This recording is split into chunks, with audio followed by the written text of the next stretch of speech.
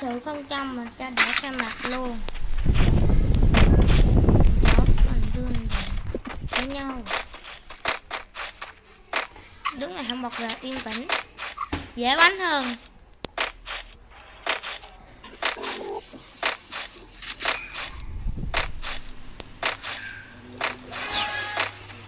Đó. Nó quay về chào.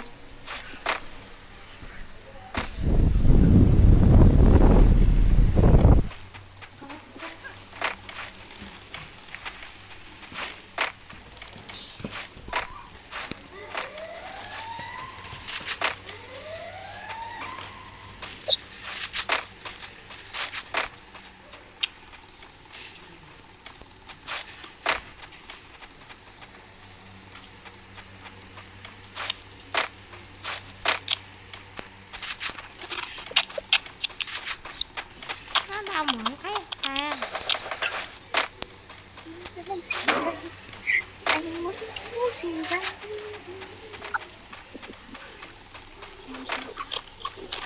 Đa chân hào.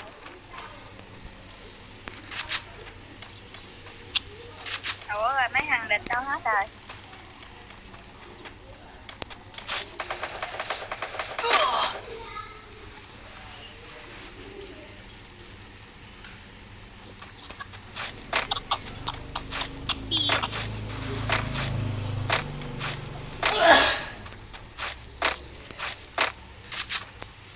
Không đứa nào hết trơn.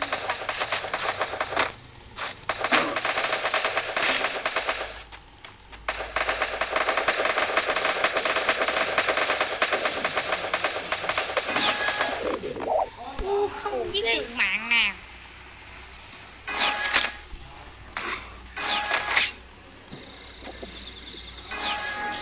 Hello team, I want to run with me.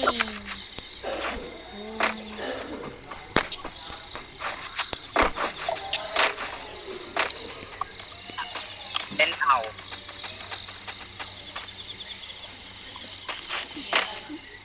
Hello, it's me.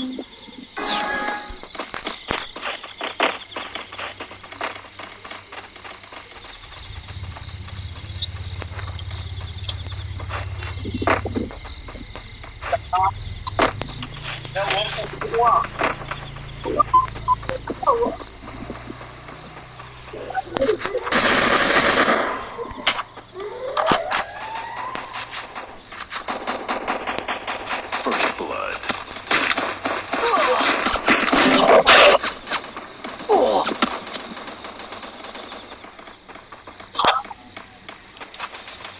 Ý trong nhà. Tới đây.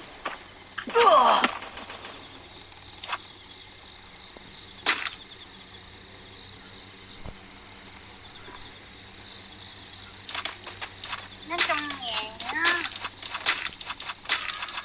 Lên lầu.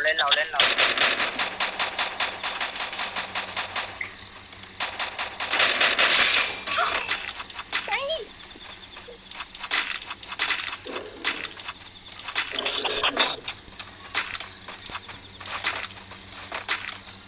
Còn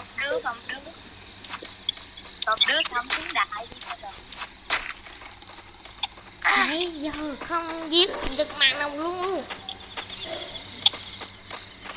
Chết bà.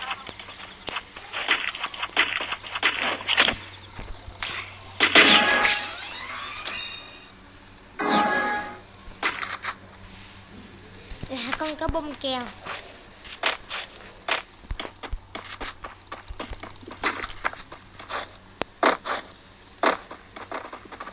Quả bom keo nè. Đi qua đây.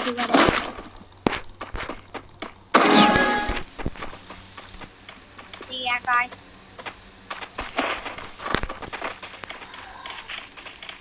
Ra quả bom keo.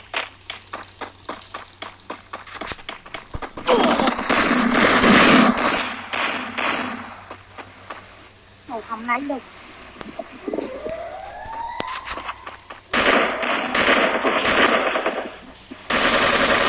Double kill. Oh, ghê.